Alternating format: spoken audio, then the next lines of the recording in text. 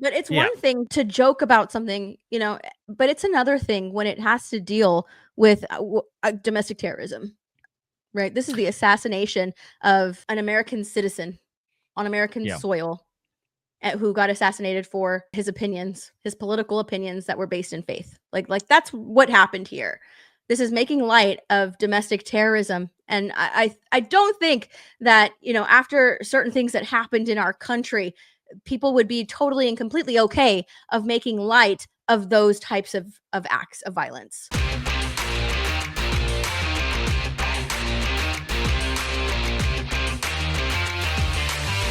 Jimmy Kimmel got canned. Yeah. We know now definitively, and this is what I was just talking about, that it was Nexstar and then Sinclair that both publicly announced that they were not going to broadcast to their local affiliate franchises this show. And then this article came out. This is one of the most intellectually offensive things I've ever read. Oh, I haven't read it. Okay, I'm not blaming Deadline per se, right? Deadline is just reporting this is what Disney is telling us. But this is what I just read. So we know, again, Nexstar and Sinclair basically said, we represent a massive number of local franchises, and we're not going to air Jimmy Kimmel. To which my response was, this tells me that unequivocally, their local audience and their local advertisers were probably burning their phone lines and emails up over this shit, because a lot of them spend a lot of money to advertise on those local ABC channels, many of which go on the Jimmy Kimmel show. Yeah. And Stephanie, which I keep reminding people, it's like, even though people look at us like, well, what are these media markets? Why are they doing this? Like, they're major media markets, and they will cite the initiating points of the media markets, which are deep blue cities.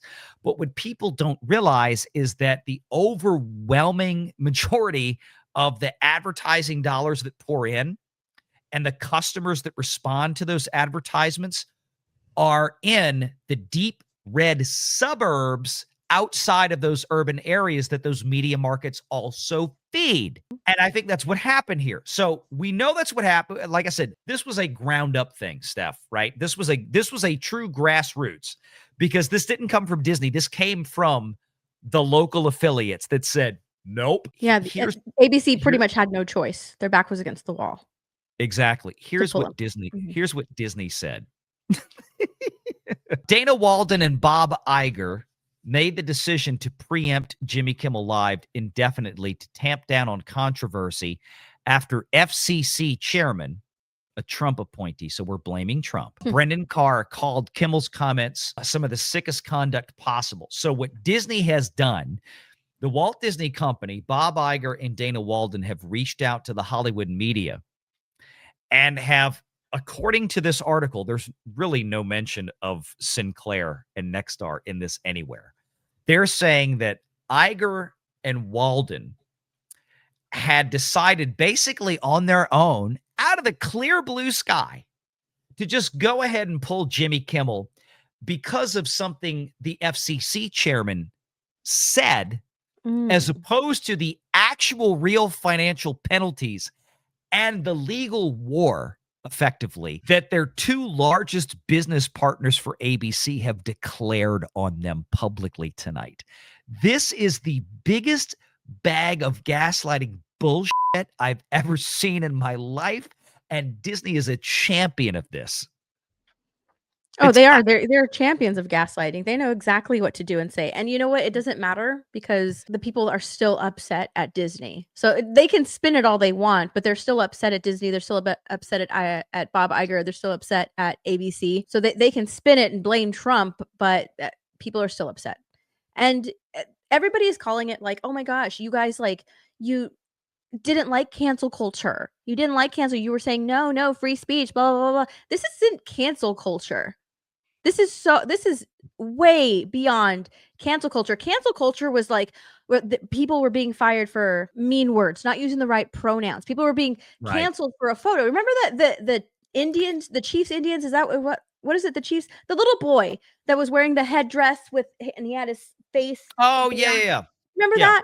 Like, completely out of context. He was there supporting his team. They canceled that little boy and his family All right, that was a huge deal. They canceled that other kid who was who was there just like listening and smiling at a performance. They canceled that kid. They practically and almost ruined both of their lives. Like this is way beyond that. It's not cancel culture. We were talking about this earlier, Steph. I'm get your thoughts on this. Like cancel culture to me, my observations have always been that none of it was ever really based in true economic reality. Like it was always astroturfed. There was Mhm. always this fake conglomerate on the left that would promise America, or specifically American business, that, well, if you didn't do this or do that, then you were going to suffer all these terrible financial ramifications, which never really seemed to happen. However, when the right gets upset about something, you wind up with Target and Bud Light and Bud Light. Cracker Barrel and Mhm. Jaguar and on and on and on. It's like, no, no, no. The real financial consequences over here. And it's not cancel culture when it comes to the right. It's actual consequence culture. We're Yeah. not going to, nobody's going to go up there and pretend that you're in trouble, right? Because the left loves to use this astroturfed, I mean, heavily botted, especially in social media presence, to pretend they're way bigger than they are. And like we were joking, Stephanie, earlier about, if the left was really as powerful as it was and really had this size and scale that they have terrorized the Fortune 500 companies with now for like 10 years, then explain to me why TV shows like The Acolyte and Echo and everything weren't off the scale popular instead of some of the least watched piles of shit ever. Like, Mhm. where were these people? They're not the ones spending the money. They scream really loud, Stephanie, Yeah, but they're they the don't loudest. They actually, don't spend yeah, any money on anything. yeah, that's it. Yeah. They don't actually contribute to the financial realm. They don't actually contribute to the business realm. They're not part of that economic zeitgeist that actually drives things. But when the right Well, gets pissed off about something, I mean, literally hundreds of billions of dollars of market cap, but trillions of dollars of market cap on Wall Street gets burned. yeah. Well, the right actually, contributes to society. And I'm not saying that some of the Democrats do not. However, the leftists are the ones that are screaming the loudest. But those types of people are the types of people who get their validation from social media. That's it. They want the cool points. They want the likes. Yep. They want people to tell them how amazing they are about speaking out on all of these things, but they won't really do anything about it besides sending out a TikTok or a tweet or an Instagram story. And then they'll, be able to sit on their righteous perch and say, I am great. I am amazing because used my platform and I spoke out about it. I'm amazing. And they'll sit in self gratification. And, Mhm. that's all they'll do. That's it. That is it. Nothing that they've done it has been effective at all.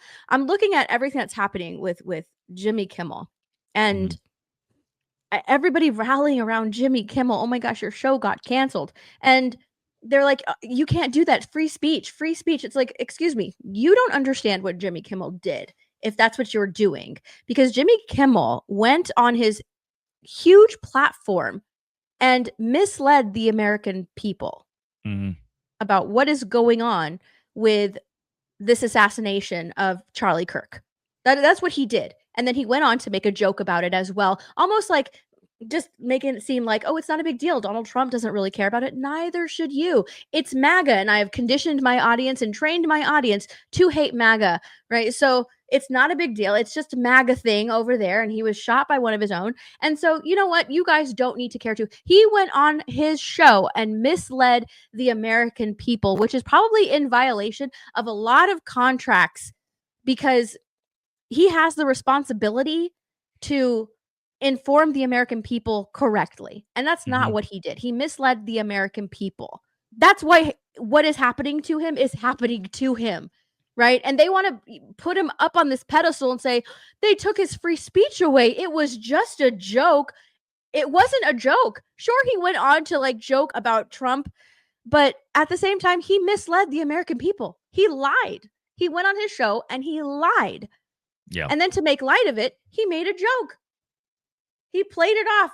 And everybody's just like, he was joking. You can't do it because of a joke. You can't, it's free speech. No.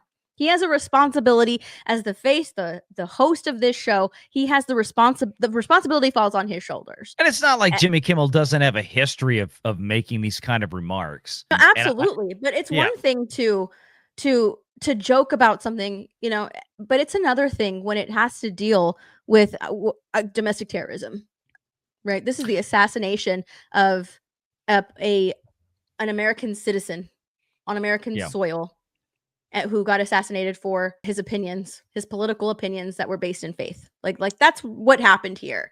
This is making light of domestic terrorism, and I don't think that after certain things that happened in our country, people would be totally and completely okay of making light of those types of acts of violence. Make sure you're subscribed to Valiant Renegade and join us every Sunday at 6 p.m. Eastern for the live show.